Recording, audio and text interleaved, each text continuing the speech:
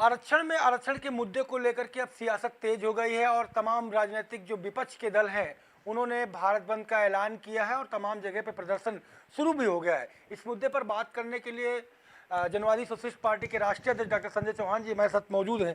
Sir, आज आरक्षण में आरक्षण को लेकर के सियासत तेज है, सड़कों पर लोग हैं। देखिए मित्र, जब कांसीराम साहब ने बहुजन समाज पार्टी की नींव रखा था तो उन्होंने नारा दिया था, बहुजन हिताय बहुजन सुखाय। पूरे बहुजन वर्ग के लोगों के मान सम्मान हक अधिकार के लिए बहुजन समाज पार्टी की स्थापना हुई थी। फिर मान्यवर कांसीराम के हाथ से निकल करके जब बसपा बहन जी के हाथ में आई, बहन जी जब बसपा में डोमिनेंट हुई तो उन्होंने उस नारे को बदल करके सर्वजन हिताय सर्वजन सुखाय का कर दिया।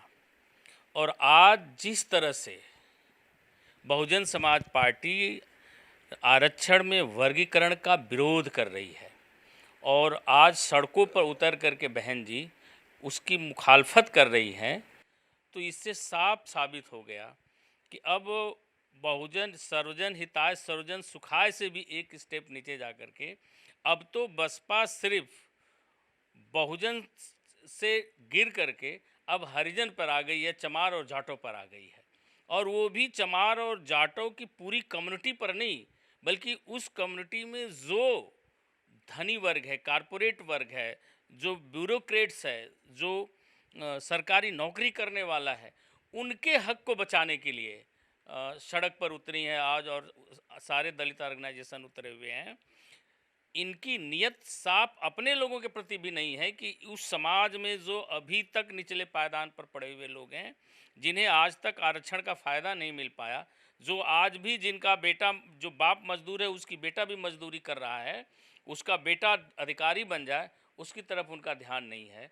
और इनके धरने में इनकी जात के कुछ चंद लोगों के अलावा कौन दलित समाज का लोग है? मुसहर कहाँ है? डोम कहाँ है? नट कहाँ है? बासपुर कहाँ है?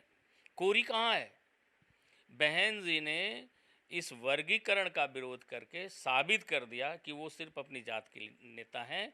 और अभी तक जो बीएसपी की हालात थी, अब आने वाले समय में और बुरी हालात में बहुजन समाज पार्टी जाएगी, क्योंकि इसने मूल जो मंत्र था कांसीराम साहब का, उसको ही इसने ख़त्म कर दिया। अगर इस विवाद की बात करें, इस आरक्षण के मुद्दे को लेकर के जिस तरीके से मुखर होकर के बहन जी सड़क पर उतर रही हैं, आमतौर पर सड़कों पर उनका उतरने का उनके कार्यकर्ता उतरते नहीं है। आपकी पार्टी का क्या मिशन रहेगा? आप क्या क्या स्टेप रहने वाले हैं? देखिए, हम लोग वर्गीकरण के साथ खड़े हैं, चाहे वो ओबीसी आरक्षण हो चाहे एससी आरक्षण हो।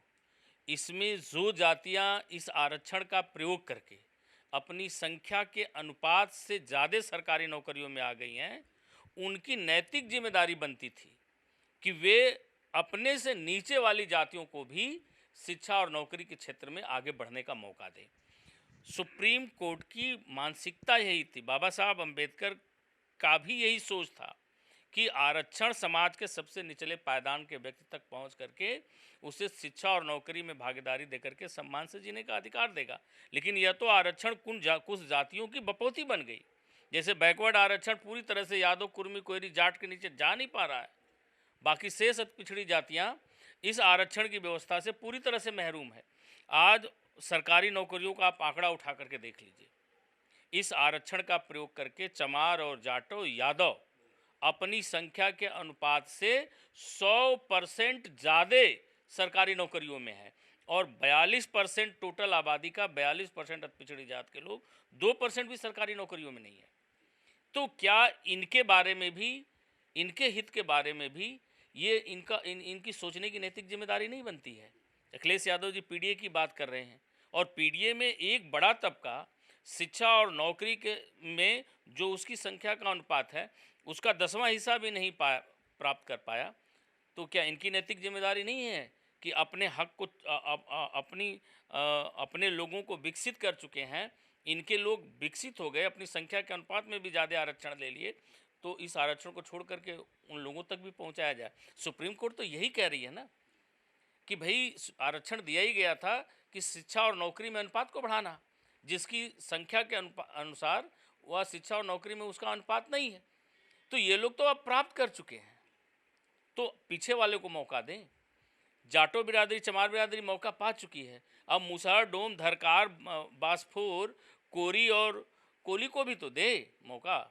लेकिन ये नहीं किसी दूसरे को देना चाहते। ये चाहते हैं कि अभी हम आरक्षण मिल गया है, ये हमारे जात की अब बपौती है, अब हम इसे किसी दूसरे को नहीं लेने देंगे। तो इस बात को उन जातियों के लोग भी तो देख रहे हैं। अंतिम सवाल करें कि जिस तरीके से कल केंद्र सरकार ने बड़ा कानून वापस लिया है, उसको लेकर के विपक्ष पहले भी मुखर होकर के प्रदर्शन करता रहा, विरोध करता रहा है, आप किस तरीके से? देखिए, लेटरल एंट्री द्वारा जो आईएएस की भर्ती की प्रक्रिया थी, निश्चित तौर पर मोदी जी इस देश के संवेदनशील प्रधानमंत्री हैं और वो खुद पिछड़े से आते हैं। और ये जो लेटरल एंट्री के द्वारा आईएएस कैडर देने का जो प्रावधान था, ये बनाया गया था कांग्रेस के रिजिम में। भाजपा तो कांग्रेस के बनाए हुए कानून को एक कदम आगे बढ़ाया, लेकिन उनको लगा कि इससे पिछड़ों में, दलितों में अगर असंतोष पैदा हो रहा है, तो ऐसे किसी भी प्रक्रिया को उन्होंने तुरंत बंद कर दिया, उसको वापस ले लिया। तो हम सब लोग उनको धन्यवाद देते हैं कि वो बैकवर्ड के होने के नाते, पिछड़े वर्ग से आने के नाते उनका ध्यान पिछड़ी जातियों पर है, दलित जातियों पर है। और भारतीय जनता पार्टी हमेशा से पक्षधर रही है वर्गीकरण का। आपने देखा होगा 2001 में राजनाथ सिंह जी की सरकार थी, तब उन्होंने सामाजिक न्याय समिति बनाई थी और पिछड़ा, अति पिछड़ा और सर्वाधिक पिछड़े में बांट करके 17,000 शिक्षकों की भर्तियां किया था और उसमें तमाम सारे अति पिछड़ी जात के लोगों को आने का मौका मिला था। यही यादव समाज के लोग, भाजपा के एक मंत्री जो यादव समाज के थे, वो जाकर के हाई कोर्ट में इसके खिलाफ स्टे लिए थे। तो ये मामला पहले कोर्ट में जाकर के फंस जाता था, अब स्वयं सुप्रीम कोर्ट ने इसके पक्ष में निर्णय दे दिया है। तो अब उत्तर प्रदेश की सरकार इसे लागू करेगी, तो अब इसे कोई कोर्ट में चैलेंज नहीं कर सकता। और इससे सारी बैकवर्ड और दलित की जो सामंत जाति है, जो नौ सामंतवादी जातियां पैदा की इस आरक्षण की वजह से, वो सब लोग परेशान हैं। और इनकी सोच और इनकी समझ पर हर किसी को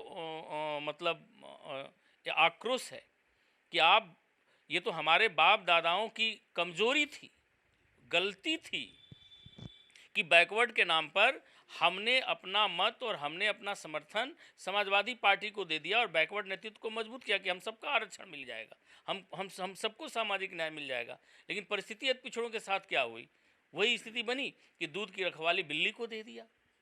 आज अति पिछड़ा समाज इन दोनों पार्टियों, समाजवादी पार्टी और बसपा के कृत्य से पूरी तरह से आक्रोश में है और आने वाले समय में पूरा अति पिछड़ा समाज, दलित समाज, इन दोनों दलों के लोगों को यह बताएगा कि सामाजिक न्याय तुम्हारे बाप की बपौती नहीं है, सामाजिक न्याय समाज के सबसे कमज़ोर व्यक्ति के लिए है और यह आरक्षण सबसे कमज़ोर व्यक्ति के पास आएगा। अब वर्गीकरण होकर रहेगा, इसे रोक नहीं पाएंगे। और हम लोग भी 13 सितंबर से सामाजिक न्याय पदयात्रा निकाल रहे हैं और समूचे अति पिछड़ी जातियों के बीच जाकर के उन्हें जागरूक करते हुए लखनऊ तक हम लोग पैदल आकर के सरकार को मजबूर करेंगे कि इसे पंचायत चुनाव से पहले ही लागू कर दे और पंचायती चुनाव में भी इसको लागू करे। पंचायती चुनाव में अभी बैकवर्ड का रिजर्वेशन है, उसमें पिछड़ा अति पिछड़ा नहीं लागू है। जैसे बिहार में अति पिछड़ों को भी अलग से राजनीतिक आरक्षण भी है पंचायत चुनाव में। अभी शिक्षा और नौकरी के साथ साथ 2025 में होने वाले पंचायती राज व्यवस्था में भी आरक्षण का वर्गीकरण करके सीटें प्रधानी की आरक्षित किया जाए, ब्लॉक प्रमुखी किया जाए, जिला पंचायत अध्यक्ष किया जाए।